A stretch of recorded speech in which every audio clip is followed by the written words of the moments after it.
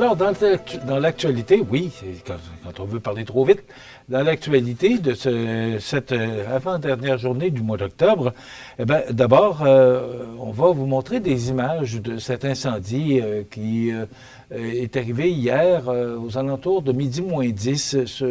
C'est au 455 boulevard Taché-Ouest. C'est un peu dépassé l'hôpital. Donc, plus de peur que de mal, mais quand même, là, le pavillon estival est une perte totale. On a réussi, grâce à l'intervention rapide des pompiers de Montmagny et de Cap-Saint-Ignace, et aussi au soutien là, de quelques pompiers là, de Berthier-sur-Mer, 2 sapeurs et un camion-citerne, parce que vous savez qu'il n'y a pas là-bas de réseau d'aqueduc municipal, donc ça prend un camion-citerne.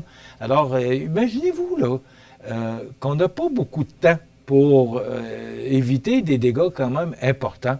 Et c'est là qu'on apprécie le travail effectué par nos pompiers de Montmagny, Cap-Saint-Ignace et également l'intervention des sapeurs là, de Berthier-sur-Mer. Mais eux, parce que à Berthier, il n'y a pas de réseau d'aqueduc, du moins à plusieurs endroits. Là.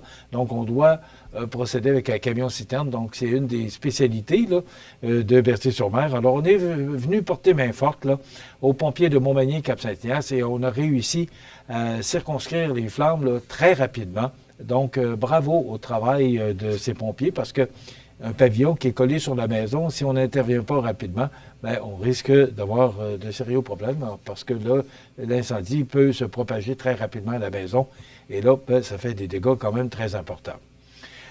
C'est la semaine prochaine, c'est la semaine de l'économie sociale, donc le chantier de l'économie sociale qui est 22 pôles actifs dans toutes les régions du Québec vous proposeront diverses activités. La MRC de Montmagny en fait partie.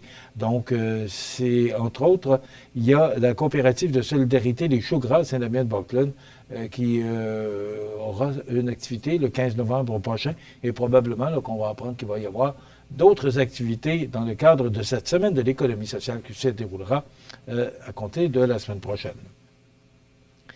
Je l'ai mentionné parce que c'est un communiqué de presse qu'on a reçu hier de Ville-la-Pocatière. 10 000 personnes samedi soir à la fête de l'Halloween.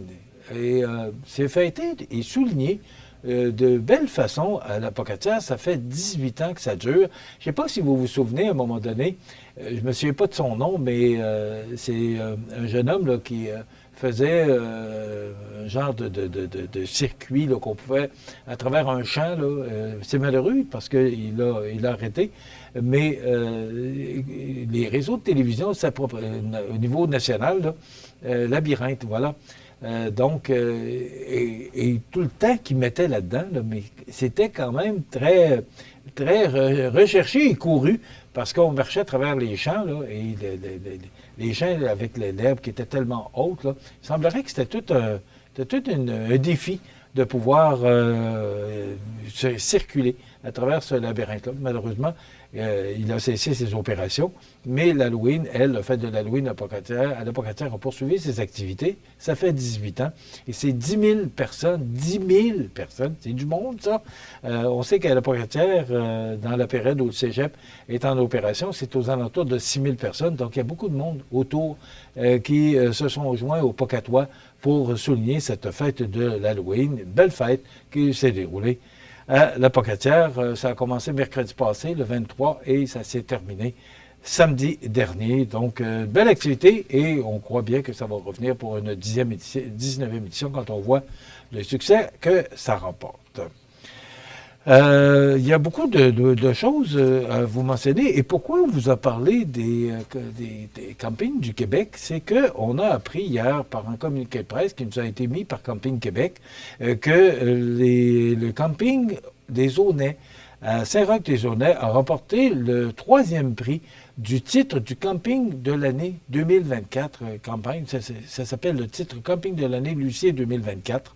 Mais aussi, ce qui était mentionné, et ça, je suis resté surpris d'apprendre que les investissements représente 6 620 792 à travers tous les campings du Québec. Là.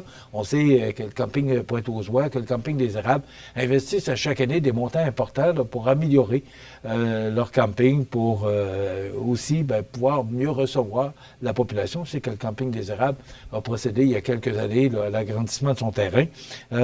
On dit que c'est à peu près aux environs de 164 000 $ qu'on investit à chaque année dans les différents terrains de camping. C'est quand même beaucoup d'argent, mais on sait que c'est très lucratif, les terrains de camping. Ils ont eu, eux aussi, leur moment de difficulté. C'est un peu comme en dents de scie, hein? Mais depuis quelques années, là, les terrains de camping font de bonnes affaires, et tant mieux. Nous, on a 2 campings à Montmagny qui vont très bien. Il y a à Saint-Jean-Port-Joli, il y a la demi-lieue. Il y en a un autre à Lillette aussi, tout près du parc là, de Lillet. Et il y a celui de Saint-Roch-des-Aulnais qui s'est mérité ce prix. Donc, bravo à vous, les propriétaires du camping des Aulnais à Saint-Roch-des-Aulnais.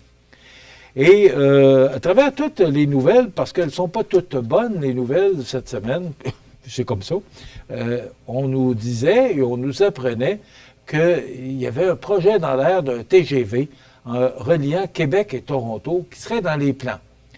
La seule chose, vous allez dire, bon, il a encore trouvé de quoi de négatif. C'est pas négatif, mais c'est juste que, on sait hier que M. Blanchet du Bloc québécois, compte tenu du fait que M. Trudeau n'a pas répondu à cette bande, a dit, moi, si je vais me joindre aux autres partis politiques et si on veut renverser le gouvernement, on va se mettre ensemble.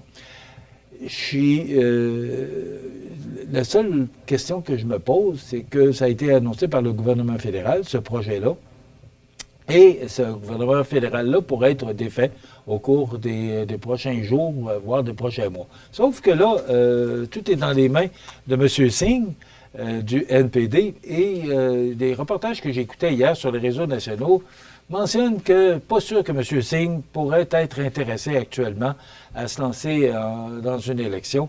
Donc, probablement qu'il va étirer ça un peu. Mais ce projet-là de TGV, je trouve tellement que c'est une bonne nouvelle.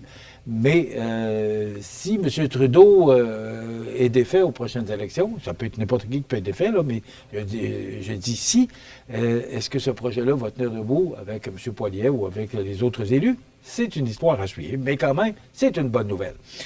Demain, on a notre chronique mode, je vous l'ai mentionné, avec Valérie Lebel du magasin L'évêque et de la boutique Rendez-vous. Et on reçoit Martin Picard, directeur général du Centre d'action bénévole.